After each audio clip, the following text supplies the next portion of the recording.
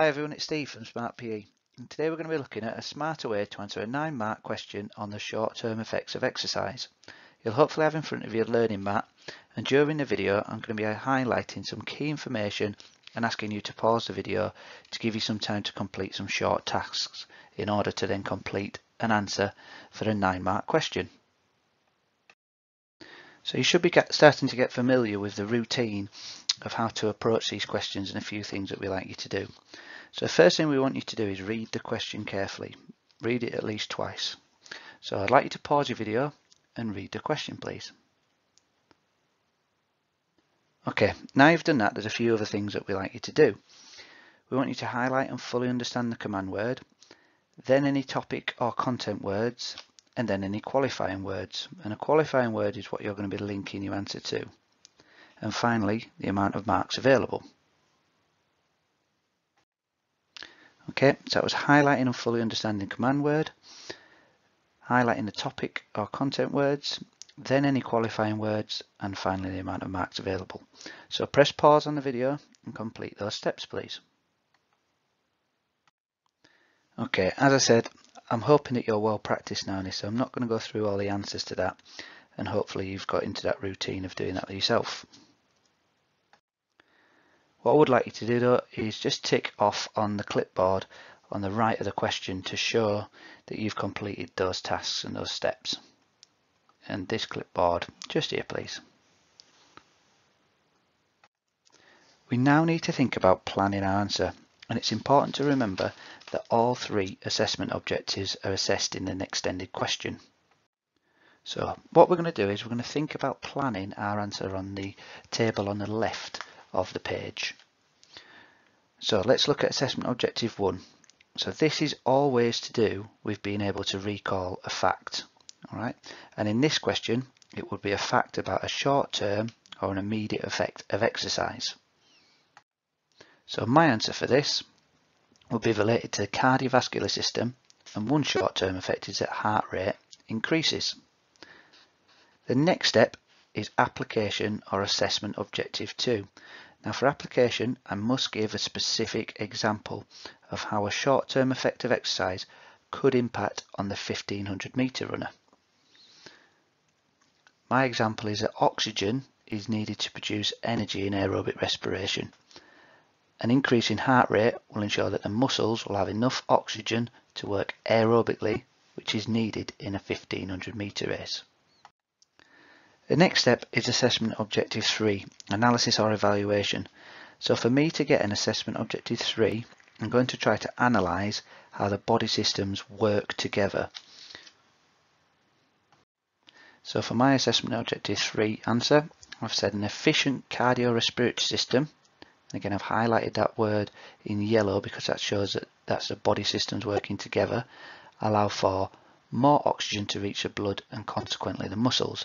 This is important because the harder, the longer the physical activity, the more oxygen is needed to keep the muscles working. So hopefully there I've given you an example of an assessment objective 1, 2 and 3 answer that I've included in my plan. So if you can repeat that process, then hopefully your answer will improve and build and get better in order to structure and create a 9-mark answer. So what I'd like you to do is press pause on the video in a second and make sure you have your notes from last lesson with you to help you plan your 9-mark answer, and see if you can write some more AO1 or assessment objective 1, 2 and 3 answers on the left hand side of your page, the planning section. So press pause now and complete that task.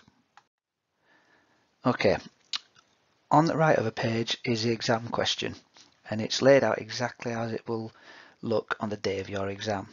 So what I'd like you to do now is use your plan from your left hand side to answer the question in full. Now what's really important is that you don't forget your punctuation, your grammar, your key terminology. As I said, that's really important that that's included in your answer as much as you possibly can. So press pause on your video and have a go at answering the question in full on the right hand section of your learning mat. Okay, so hopefully you've completed the planning section and the answering section now on your learning mat. And now that you've done that, I'd like you to turn your page and have a look at this mark scheme. So what you're going to do now is obviously you're going to mark your own work, or you can mark a partner's work who's in the class with you. And there's a few things that I'd like you to make sure that you do.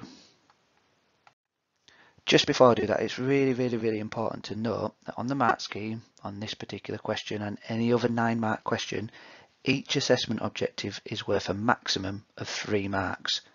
So you can get 3 marks for assessment objective 1, 3 marks for assessment objective 2, and 3 marks for assessment objective 3. So even if your answer was to include, let's say, 5 assessment objective 1 answers on recall of facts for short-term effects, you could only get a maximum of 3 out of 9. So it's really important that you have a broad and balanced answer that includes assessment objective 1, 2, and 3 answers. Okay, so there's a couple of things which I like you to do when you're marking your question or marking your answer. I'd like you to use 3 different coloured highlighters, and they're then going to indicate each assessment objective when you mark your answer. So what I'd like you to do is I'd like you to mark your answer using those 3 different coloured highlighters, and every time you do, make sure you indicate which assessment objective you're awarding. Okay, and if you didn't get full marks in your answer once you've finished everything, if you didn't get 9 out of 9, it's really important that you need to look at the mark scheme and make any corrections to your answers and your notes. So pause your video now and mark your own answer, please. Okay, hopefully now you've marked your answer and you've hopefully done as well as could be expected. Again, if you didn't get full marks, make sure you make any correction to your answer and your notes in order to make sure that you learn from your mistakes. And hopefully this video has been of some help in planning and structuring this answer, but hopefully giving you a better idea of how to write an extended question answer for any question. For more help with extended question answers and other questions, please follow us on Twitter @_SmartPE. Thanks for watching.